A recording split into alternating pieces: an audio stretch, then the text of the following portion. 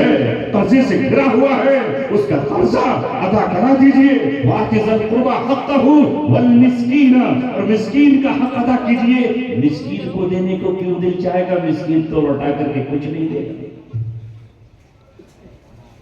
یہ نفس کی کشمکش بھی مجاہدہ کہلاتی ہے، جد و جہد کرنی ہے، برائیوں کے خلاف قلم استعمال کرنا ہے، روشنائی اور انک استعمال کرنا ہے، دور حاضر میں سوشل میڈیا کے ذریعے ان انگلیوں کا استعمال کرنا ہے، لہذا برائیوں کے خلاف لکھنا ہے، اس معاشرے کے خلاف جو اس میں بدبو اٹھ رہی ہے یہاں ہمیں خوشبوؤں سے اسے معطر کرنا ہے، لہذا زبان کے ذریعے بھی ہمیں جد و جہد کرنا ہے، اور زبان کے ذریعے بھی جد و جہد ہمیں کرنا ہے۔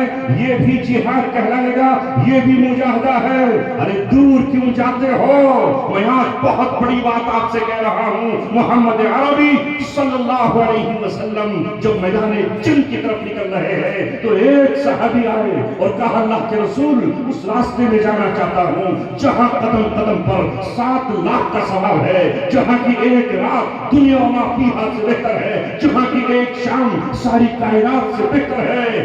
آپ نے پوچھا گھر سے آئے ہو تو کیا اپنی ماں سے اجازت لے کر آئے ہو؟ کہا ماں نے تو اجازت نہیں دی، ماں کو روتا ہوا چھوڑ کر آیا ہوں، ماں کو سسکتا اور آنکھ سے آنسو برساتے ہوئے چھوڑ کر آیا ہوں۔ تو آپ صلی اللہ علیہ وسلم نے کہا اللہ تبارک و تعالیٰ نے تجھ پر ماں کا حق رکھا ہے، ارجع، واپس جا، تجھے اللہ تبارک و تعالیٰ نے ماں کی خدمت کے لیے پیدا کیا ہے، واپس ماں کے پاس جا اور ماں کی خدمت کر کے فجاہد، پھر وہاں ماں کے ساتھ خدمت کر کے جہاد کر، جس طرح تو انہیں روتا ہوا چھوڑ کر آیا ہے اسی طرح مسکراتا ہوا، مسکرانے کا سبب تجھے جا کر کے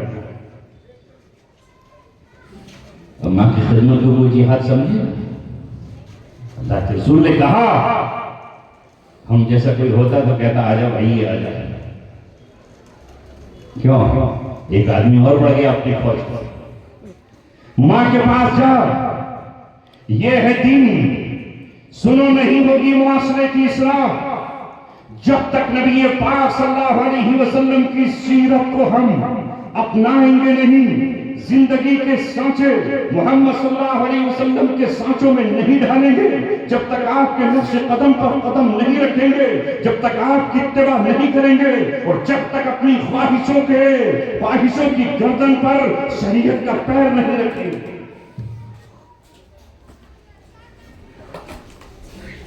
آج تو بڑا مسئلہ ہے، لفظ شریعت بول دو تو ہنگامہ۔ ارے شریعت کے معنی سن لو میرے بھائیوں، جہاں تک میری آواز پہنچ رہی ہے۔ شریعت کہتے ہیں طریقے کو، راستے کو۔ تو یہ کوئی کیا ہے؟ شریعت راستہ ہی تو ہے۔ اگر کسی نے راستہ بتایا اسے عربی میں شریعت کہہ دیتے۔ لفظ شریعت پر ہنگامہ کٹ رہا ہے، مچ رہا ہے۔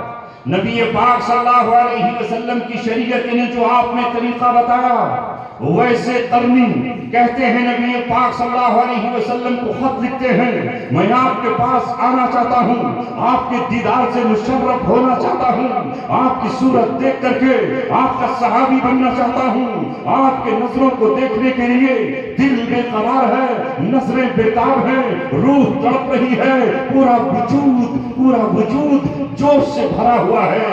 اے میرے آقا سرور دو عالم، مجھے اجازت دے دیجئے میں آپ کے پاس آ جاؤں، لیکن مجبوری یہ ہے کہ ماں بیمار ہے، اس کی خدمت کرنے والا کوئی نہیں ہے، اس کی دوا دینے والا کوئی نہیں ہے، اس کی خوراک اور غذا کا انتظام کرنے والا کوئی نہیں ہے۔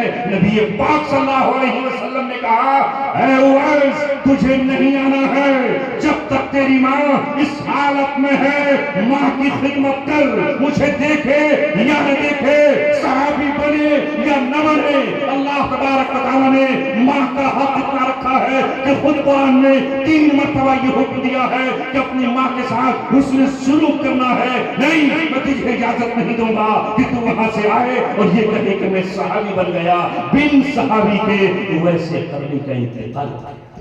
نعرہ تکبیر، نعرہ تکبیر، علماء ربانی، علماء ربانی، علماء حق मुफ्ती अब्दुल समी साहब।